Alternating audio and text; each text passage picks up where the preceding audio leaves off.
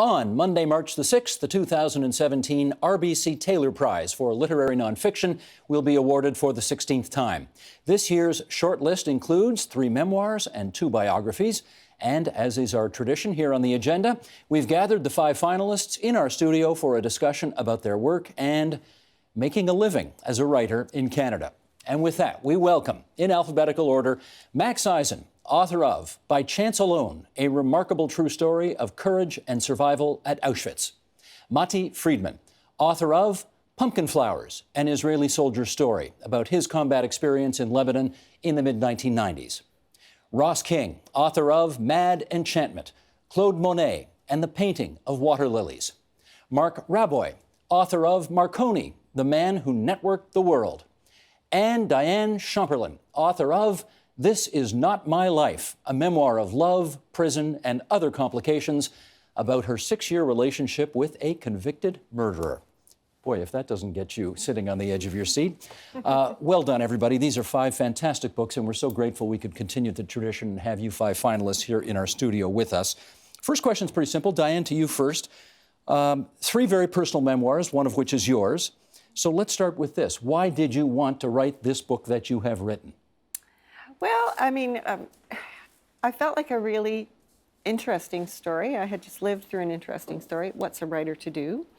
But I also had a bit more of an agenda than that. I did want to educate Canadians about how our prison system works. And I also had a fair bit to say in a critical way about the Harper government's tough-on-crime policies. And we will get into both those things as we go along here. Great. Mark, how about you? Why did you want to write about Marconi? Well, I'd been aware of him for a long time, nearly all my life, really, because I grew up in Montreal within sight of the Marconi factory there. But I discovered how important a figure he was in the history of communication, and especially with regard to the way we live today. But what really had me decide to write the book is when I found out how interesting his life was, and this, you know, and that really was the deciding point. Well, that was the revelation for me. I didn't know he was such a fascist. More on that as we go along. Ross King, why did you want to write about Claude Monet? I'd written a little bit about Monet previously, and maybe 10 years ago, I discovered a letter in which he wrote on September the 1st, 1914, that he was going to remain in his studio and work on his large water lily paintings. If the Germans invaded Giverny and killed him, they would have to do it in front of his life's work. And I thought, what a great idea for a book, to look at Monet as an old man. He was in his mid-70s by the time he came to start painting the water lilies. Look at him towards the end of his life with the threat of the German occupation of France, the horrors, atrocities of the First World War, etc., and unpick that and sort of reverse engineer the water lily paintings to see what was happening in Claude Monet's life and times as he worked on these, what are now very famous paintings. War is also a theme, obviously, in your book, Matti, and I want to know why you decided to write about your very personal experiences from 2 decades ago in Lebanon. I moved to Israel from Toronto when I was 17, and fairly soon after arriving in Israel in 1995, I found myself in this small and very strange little guerrilla war in South Lebanon, at an isolated outpost in South Lebanon. And as the years went by after my military service, I realized that my experiences there, the experiences of my friends at this one strange little corner of a war that no one remembers, actually had a lot to tell us about Israel and the Middle East and the world in the 21st century. So I figured it would be worth writing something down. You figured right. And you still live there, right? You're in Jerusalem now. Yeah, I don't live at the isolated military outpost anymore, thank God. But I live in Jerusalem and have since 1995. Yes, indeed. Okay. Max Eisen, you have chosen to write about your appalling experiences with the Holocaust, and so many people can't or won't go there because it's just too hard. Why did you? Well, to tell the truth, I'm a storyteller, and I've been telling my story for 26 years. I've traveled this country from the east to west. I've spoken to hundreds of thousands of students, and each time there were many questions they asked me, Mr. Eisen, did you put this down on paper? So I knew that when I speak, I can speak whatever I want to speak about. Writing is a totally different matter, you know, and I finally, 5 years ago, I started to work on this, and the last 2 years, I really put my every effort into this book, and it took me 2 years to finish it. And it's amazing where this book has taken me since, so? since it was published. How so? Where has it taken you? Well, it's taken me even to a youth detention center, speaking about what life, how difficult life is in a camp. How do you survive these days? It's taken me to the military, Canadian military. Canadian military have a lot of problems with PTSD. I've spoken in Petawawa to hundreds of troops, and I've spoken to provincial police, to their cadets and troops, and all these places are, it seems to me when I look at it, that there's more interest in this story now than there ever was. And I want to mention that, you know, the title of this book is By Chance Alone. And it's truly it was by chance alone that after it was published last year, 2 months later, I had a phone call from New York. And this fellow said, you know, my name is Josh Eisen. He said, I bought this book.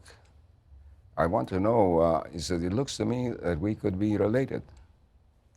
So I said, tell me more. He said his father's name, and he told me his grandfather's name.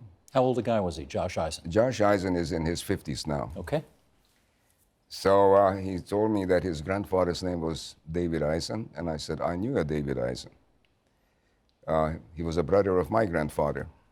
You see, what I didn't know when all this thing hit me at age 10, we were given to Hungary and our life was turned upside down. I had no idea that I didn't know that my grandfather had 7 siblings. 5 of them emigrated to the United States. And this David Eisen, Josh's grandfather, he was an American citizen, but he went back to Hungary in the 20s and he started a winery business. So, and Josh came to see me. 2 days later, he was in Toronto, and we have such an amazing chemistry. And is he in fact related? we are related. You of are course. related. We have the same great-grandfather. So it's a very happy We are byproduct of second your book. cousins. And 2 months ago, I received another call from New Hampshire, a lady, Mary Ellen Cooper Eisner. So the Eisens, some of them changed their name to Eisner and Eisen. So there's a very large family here, and I've got a family tree, which I never was able to, I didn't know did my grandfather have any siblings? I had no idea. Well, this is a wonderful So outcome. this is a I know whole new that thing. For the three of you who are memoirists, the next question will be obvious because you are obviously best positioned to write your own story. But Mark, let me follow up on this notion of why you had to be the guy to write about Marconi. Lots of people could have, or some people did, write about Marconi. Lots of people did, lots of people tried. But what I found was that there had been no really satisfying, complete biography of Marconi. And I started to wonder why that was so, because there was so much about him, and there was a lot of anecdotal or a lot of half-baked ideas about Marconi. And it was, as you mentioned in the intro, it was his, what one Italian scholar described to me as his uncanny relationship to fascism. And this, it came from many different directions. I mean, Marconi was, he was a very cosmopolitan figure. He was bicultural. It's not generally known that his father was Italian, but his mother was Irish. And so he grew up in 2 cultures. And after his death, and he died conveniently, I say, at one point in 1937, before he really would have had to make some very difficult choices. I mean, Marconi went back to Italy in 1927, and he became very closely allied with Mussolini and Mussolini's regime. But of course, with all the turmoil and upheaval after that was forgotten. I mean, after the war, Marconi wasn't really remembered. He wasn't, he wasn't an important figure in the immediate post-war era. And then in the 1960s, when some biographers started looking into his life, outside of Italy, it was denied. It wasn't even remembered that he had been associated with Mussolini, although when he did die, in the London Times, a full-page obituary said Mussolini loses one of his closest collaborators. Now, in Italy, it was very much remembered, very well known, and no one was able to deal with this. How was this heroic Italian figure, a global cosmopolitan figure, associated with the darkest part of our history? And no one had been willing or able to deal with this. And I actually said, I can do this, I mean, because I don't have the kind of baggage that an Italian scholar would have had to have to deal with it. And let's ask the same question about Monet. Lots of people have tried to write about Monet in the past. Why did you? They have not written biographies, though. There are quite a few articles. They're very beautiful catalogs. But the life of Claude Monet is something that not too many people have tackled. There has really not been a definitive biography in English. The last attempt made in French was over 30 years ago. And I think in some ways, Monet is not alone. Some of the other impressionists have also been ill-served by biographies as well. And I'm not sure the reason for that. I should hasten to add there are no skeletons lurking in Monet's closet in that way. But I think it's odd the works of art have somehow outstripped him. The paintings are very famous, and there is maybe a curiosity about where he lived and how he painted. But I think the nitty-gritty of his life and the sort of everyday life that he led is something that people have not particularly explored. And also putting him into the context of his times. Because one of the things I wanted to do was show how the water lily paintings, which we associate with beauty and tranquility, are war paintings. And he considered them as such, and they were painted for the most part during the first 4 years, or during the 4 years of World War I. And so I wanted to sort of bring all of this together in a biography of the last dozen years or so of his life. Gotcha. I'm not going to ask everybody to do this. In fact, I'm only going to ask Diane to do this, and that is read the first line of your book. Because the fact is, the first line of your book so beautifully sums up what your book is about and, and of course, provokes a million follow-up questions. So if you would, just the first line. I would be more than happy to. It is safe to say that never once in my life had I dreamed of being in bed with a convicted killer, let alone one with his teeth in a margarine container in the kitchen, his mother in the next room, and the word "hi" tattooed in tiny blue letters on his penis.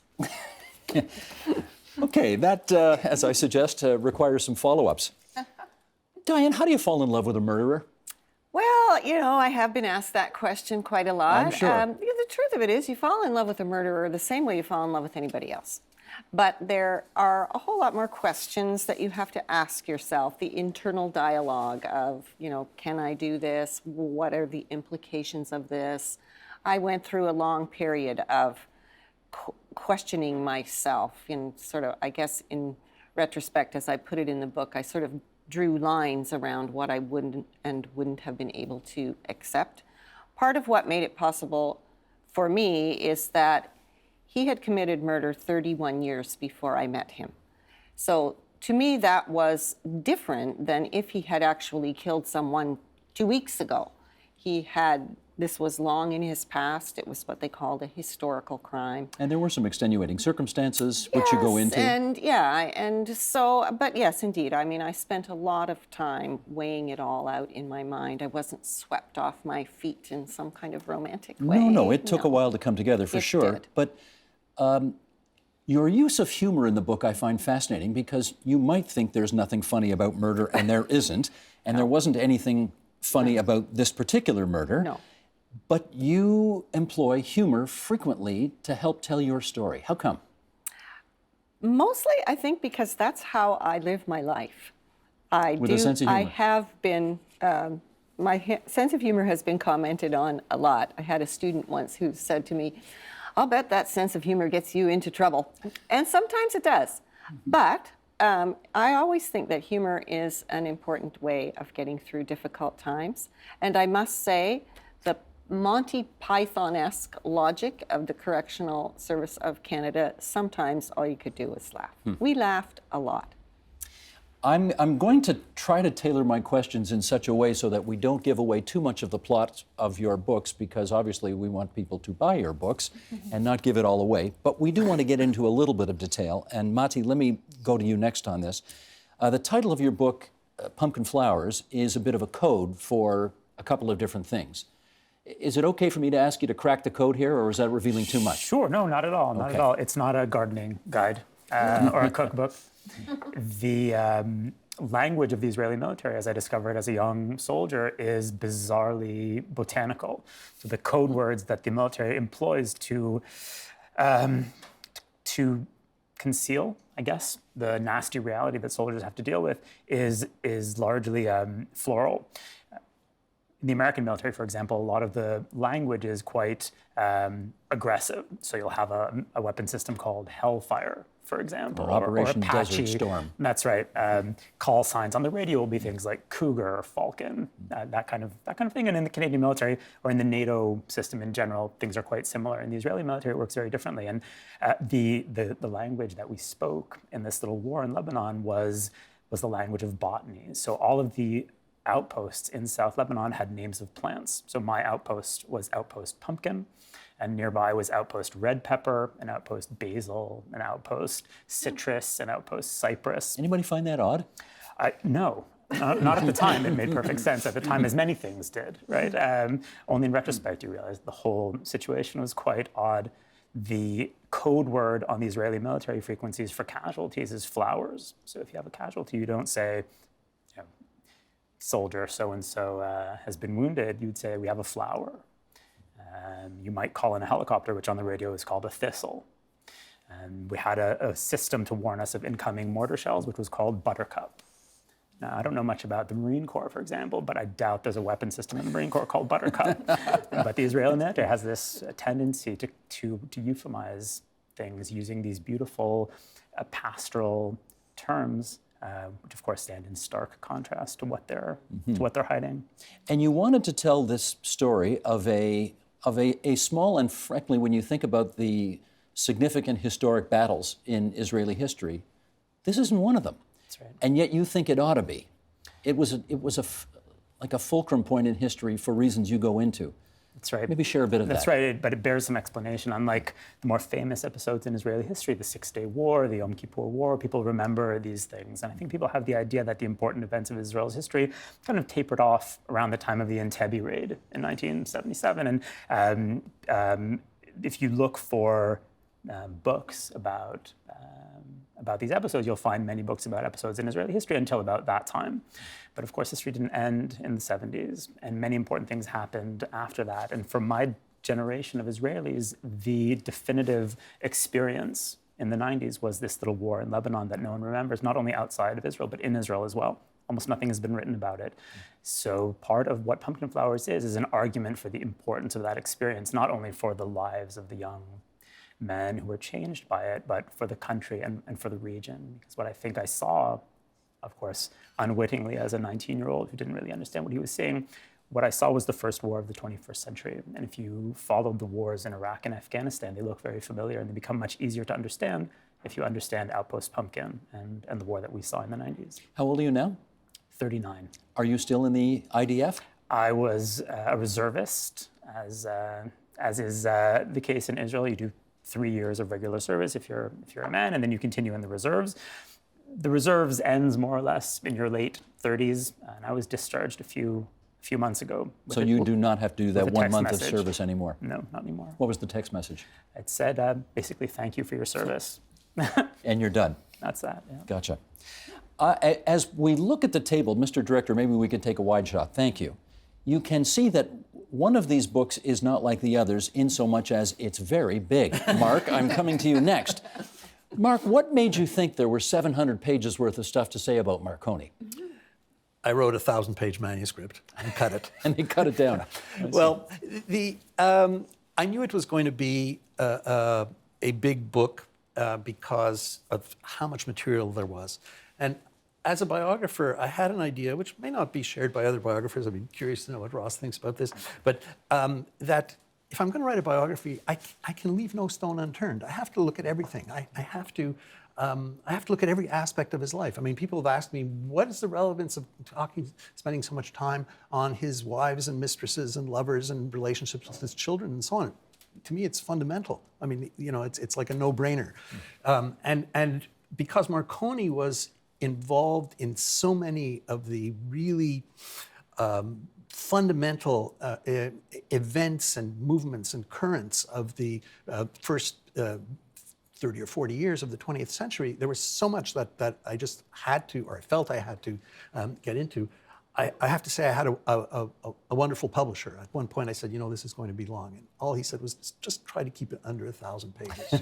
So, Now, 2 marriages and a bunch of kids. From what I can recall, all the kids except the princess are dead. Is that right? That's right. Is the princess still alive? she is. She Yes. is. Yes, she's a very vigorous age. She'll be 87 this year. I mean, she's called me a couple of times since the book comes out when there's a review in Italy and so on. Honestly, I don't think she's read the book, but she's happy that it's there, and it's. And she's a princess because she married a prince, Yes, yeah, that's another byproduct. from whom she's now divorced. Well, he's passed away, but she was from Marconi's second wife was from a very aristocratic Roman family, very close to her family was what they called in Italy black nobility, which it refers to the way they dressed when a certain group that remained faithful to the Pope after the founding of the Italian state in 1870. And so, I mean, they were an aristocratic Italian family, and Marconi, in fact, for the last 10 years of his life, when he was in Rome, he lived with his in-laws. Marconi didn't have a fixed address. This is an interesting thing we maybe can get into, mobile communication. I mean, he lived a life of mobile communication. He lived the last 20 years of his life primarily on a yacht that was equipped with state-of-the-art radio equipment because he wanted to keep in touch with people as well as pursuing his research. For the and so kids on. watching, he's the Steve Jobs of his day. Should we put it that way? Yeah, he is a composite really of Bill Gates, Steve Jobs, and Mark Zuckerberg. He has characteristics of those 3 people. And what's interesting about Marconi is that in his day, he wasn't one of 3 or 5 or 7. He was Marconi. He was it. He was it. Yeah. Let me follow up then over here, Ross. No stone unturned with this book. Yours is a big book as well, not as big as the Marconi book. Did you take the same approach? Very much so.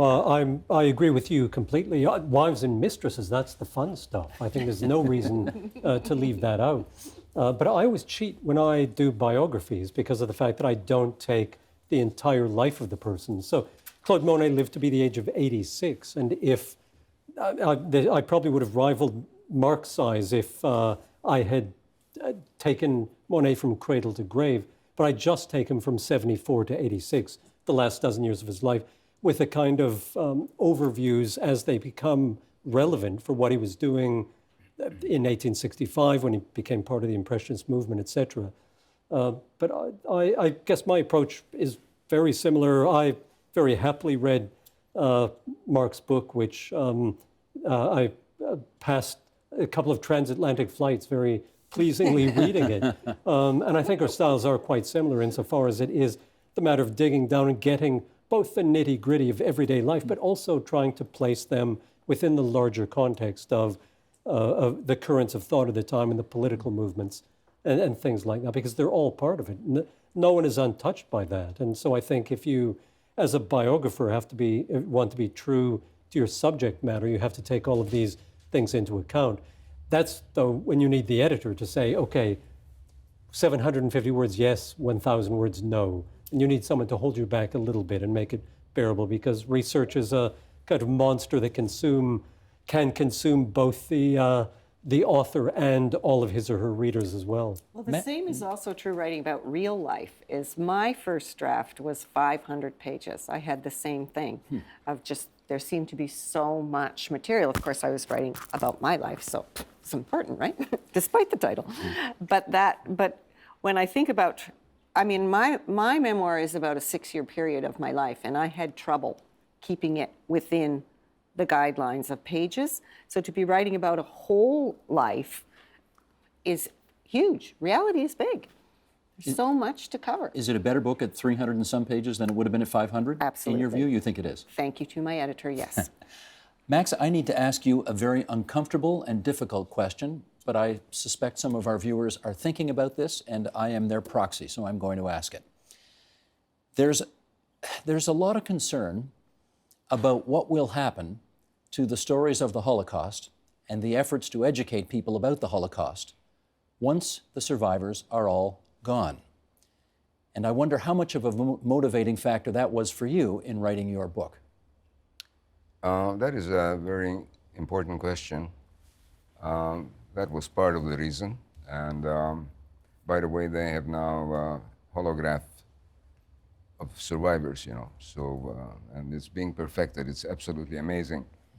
And are you one of them? Have they done you? No, they haven't done me. It's about $1 million a deal. They're still working on it, but it's absolutely amazing. It's so, but you know, I've had contact for many years with schools, school boards, and I'm back on a yearly basis, you know, 17, 18 years. I cover universities.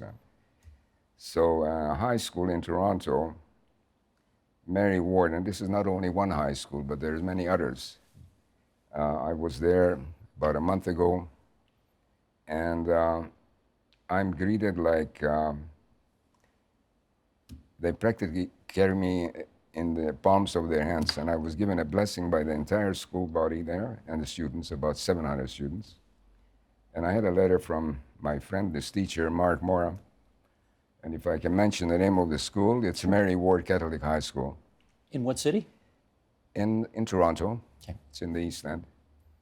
And he wrote me a letter. He said, Max, this place is not the same place as it was yesterday. He said, everybody is still talking about it. Every teacher, principal, and everybody was there. He said, this is what we will do. We're going to make sure that your story will be told to our children, grandchildren, and great-grandchildren. And we're using your book as part of the curriculum of our high school. And this is happening in a lot of other high schools right now. I want to follow up on this, Max, because the conventional wisdom is young people don't have the interest or the attention span to focus on something as tragic as the Holocaust, even if somebody who survived it comes to their school to talk to them about it. What's your experience on that? Well, I can tell you that I go to a school like Mary Ward, and I'm there I speak about an hour and a half, and there are questions and answers. And then there's about another hour that everybody wants to take a picture with me and say hello. So it's a long, you know, it's about a 4-hour deal. And I'm told that they've never seen, somebody gave me a lift, a priest from the high school to my home, and he said, you know, I would have never thought that student would sit for an hour and a half, not bat an eyelash. And I find this in many, many schools. And you know, schools are different. I find this, especially in the Catholic high school system, the students are very well aware, and they're very mindful that there is a speaker who they have to respect somewhat. I do see sometimes I go to a school and students are spaced out and they fall asleep on the table, you know. But be as it may, you know, this is what I'm getting from all this here. So teenagers would be a lot happier if the school day started at 11 a.m., trust me. yes, yeah. I know, man. They have That's a sleep amazing. deficit. Yeah, so... well, let me go to Diane here with this next part, because you did hint at this earlier, that both you and the love of your life were not too pleased with the way that the Conservative government under Stephen Harper handled the prison system of this. And they don't call them prisons anymore, right? Institutions now. Institutions, Right. yes. They don't use the word prison. What was the thing that upset and or disappointed the two of you the most about the way that operated? Well, the whole intention of the tough on crime policies were supposed to be in the interest of public safety. Make prison a more punitive place, a harsher place, and somehow this is going to protect those of us on the outside. Well, and deter crime in the first place. Well, and it doesn't deter crime. That's been proven over and over again. And so many of the cuts that the Harper government made took away the supports that the inmates had. And it seemed to me that it was very short-sighted decision-making because of the way our prison system works, 99% of the people who are in prison right this minute are going to get out someday. And if they haven't had support, programming, and that while they're in there, let alone after they get out, there will be more crimes, there will be more victims. So this is the opposite of being in the interest of public safety. Do you have any reason to believe that the criminal justice agenda will be any different now under the current Liberal government than it was under the previous Conservative one? I'm hopeful. I am hopeful. There were a lot of promises made. Mark Gerritsen, who is the former mayor of Kingston and now Current MP. Current MP, has made reopening the prison farms a priority. There is a lot of work actually being done in that direction. But it all takes time. Some people are already despairing, saying it's never going to happen. But as with anything, it seems like it doesn't take very long to do the damage, but it takes a lot longer to repair and put things back. We used to be known as having one of the best, most humane prison systems in the world. A lot of what the Harper government did was actually against the United Nations standards for the humane treatment of prisoners. So there is a lot of repair work to be done, but I do feel hopeful. And let me ask one more follow-up, and that is, Diane, I know so much more about your private life than I feel I should. I should. Like, you really don't hold a... Well, I don't know what you held back. Well, but, yes, you don't. You don't know I don't know what you held back, but I know what you back. put in there. And, I know you've got to be honest when you do a memoir, but you're really, really, really honest. And I wonder if there was just a small part of you that was a bit squeamish about some of what you put in there. Sure, there was. How did you negotiate your way around all of that? Well, as you said, you don't know the things I didn't put in. Right. So Want to share anything here? No, that's okay. Okay. One of the things that I realized sort of as I was getting into the writing of the book is it's not all about him. I used to say that to him a lot. It's not all about you. But the book couldn't be all about him either. After all, it was a relationship. So I had to take some time to really look long and deep into myself. And it was difficult, but I'm quite proud of it. It does lead to some awkward moments sometimes. Kingston is a small town. I have people. Everybody knows everybody's business. Well, now they know a whole lot of mine. Yes, but you know what? I'm very proud of the book, and I have nothing to hide. Gotcha. Mati, much of what we know, probably almost all of what we know today about Israel in particular and its neighbors in general, and the way they either do or do not get along, is from the news media. And I just wanted to ask you, you've written about a certain place and time in Middle Eastern history. Do we have the wrong impression, in your view, of all of what's going on over there? If I have to answer with one word, I would say yes.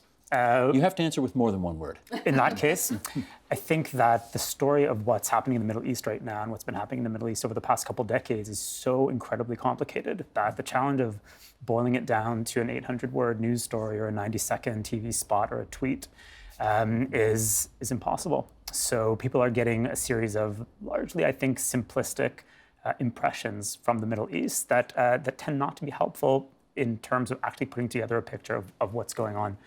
For example, the Israel story is largely reported as if it had nothing to do with the Syria story, even though the drive from the West Bank, for example, to the Syrian border is about 90 minutes drive. So of course those stories are linked, and Israel has a border with Egypt, and ISIS is within a few hours drive of my house, and it's all part of one very, very complicated story that people are getting in kind of very simplistic kind of binary tidbits that don't add up to any coherent picture. And it's a challenge for reporters reporting the Middle East, not only to understand what's going on, which is incredibly complicated, and even those of us who live in the Middle East and kind of grapple with it every day find it difficult, but not just to understand it, but to somehow explain it to people who are far away. It's a very tough job, and most people don't do it very well. So help us with the competing narratives. Narrative number one is Israel is on its way to becoming an apartheid society because of the way it's treating the Palestinian people under its control. Narrative number two is Israel is a small beacon of democracy surrounded by 300 million angry Arabs who would like to wipe it off the face of the map. Okay, get into some nuance on those two narratives. Right, so both of those narratives are kind of tweets, you know what I mean? And if you live in Israel or in the Middle East and you try to put the whole picture together, you're going to find something that doesn't really fit into either, and something that you might be able to condense into 3,000 tweets. Or a book the size of Mark's biography of Marconi. But the fact is that the Middle East, it needs to be seen as a whole. It's a region that's undergoing certain unfortunate currents, of course. In Syria, there are 500,000 people dead in 5 years and more people displaced in Syria than are still in their homes in Syria. And then all of that's going on just a few hours drive from my home in Jerusalem. In Sinai, which is about a 2-hour drive from where I live, there's an ISIS enclave, and Aleppo and Baghdad. These are all within a day's drive of where I live. If you haven't been there, you can't appreciate how close together everything is. Right. I think people don't appreciate how close together and how connected everything is. So if you try to view the Israel-Palestinian conflict in isolation, you'll reach a series of mistaken conclusions. For example, have you ever heard of the America-Italy War of 1944? No. Right. Even though American soldiers were fighting and dying in Italy in 1944. But if you try to understand an American-Italian war, you won't get very far because it was called the Second World War. And if you want to understand why the Americans are dying in Italy in 1944, you have to understand Pearl Harbor, which has nothing to do with the Italians. And you have to understand dozens of regional or global actors moving in this incredibly complicated picture. And once you understand all the actors, you can understand why the Americans are in Italy. The Israeli-Palestinian thing is very similar. Once you understand the Russians and the Iranians and ISIS and the Kurds and the Yazidis and the Americans and the Assad regime and the Muslim Brotherhood in Egypt and the military regime in Egypt and Hamas and Islamic Jihad, then you can begin to understand why Israelis and Palestinians have a conflict that they can't seem to work out. But if you try to understand it in isolation, you won't get very far, and it certainly can't be condensed into a tweet or a news article. Gotcha. We have a couple of minutes left here, a few minutes left, and I want to see if I can tackle a couple of more things. Ross, to you first. The man you have written about is one of the most impactful artists in the history of the world. In your view, would it be possible for another artist to come along today and have the kind of impact that your guy had all those years ago? No, in many ways I say that with the fish hook of pain catching in my heart when I say, because I think no artist today, not Damien Hirst, not Jeff Koons, not Francis Bacon, none of the top painters, money-wise, in the last generation, have approached the kind of celebrity that he had. Andy Warhol? Oh, maybe I got one there. Close, okay. Close. Yes, I suppose he would be the last of someone who was visually recognizable when he walked down the street. And yeah, I would argue that Warhol was not Warhol in some ways would never have argued that he was doing the sort of work that Monet did, because he wanted to get away from the painterly approach of the abstract expressionists, especially, who in some ways did have debts to Monet. So his painting, I think we would separate, but maybe the cult of celebrity, he would be the last representative. I think it's true for poets as well. I think one thing that if you went into a coma in 1917 and awakened today, that what you would ask would be, culturally, you would say, who are your poets and who are your painters? The poets, they had then T.S. Eliot, W.B. Yeats, people like that. The painters, they had Claude Monet, the sculptor Auguste Rodin. These are among the most famous people in the world. And somehow we've lost that. We look for celebrity elsewhere, other than in the arts, perhaps. Let me just conclude by asking, and Mark, I'm going to ask you, I guess, to speak on behalf of the group here, and that is, you have all written 5 fantastic books, which I have no hesitation in saying will change the lives of the people who read these books. And yet, I suspect none of you is going to become a millionaire having written this book. And I want to know what it's like trying to make a living writing in this country. Well, actually, I may not be the right person to ask this because you've got another job. I have a day job. You do. Yeah. You're at McGill. Yeah. But I think it must be very, very difficult. I mean, there are some wonderful programs in Canada, like the payment for public lending rights, which many writers really count on. But you get a couple of $1,000s a year from that. And again, I was fortunate in the sense that because I had a global publisher, my book is actually being sold all over the world. But again, no, I wouldn't like to be counting on this for a living. Maybe I should give Diane the last word on that, because that's what you're up to. Yeah, it is harder now than it's ever been. I published my first book in 1984, and so here we are 30 plus years later. And I think in most professions, when you continue to do well, and I've won a couple of big prizes, most professions things go like this, right? Not in writing. I'm probably worse off financially right now than I was 20 years ago. Why is that? Through no fault of my own, the book business has changed. The internet has changed everything. Self-publishing has changed everything. So it is getting harder and harder. And we do, as you say, count more and more on things like public lending right, access copyright, but that's also going down because of copyright difficulties. So yeah, it's tough. It's really tough.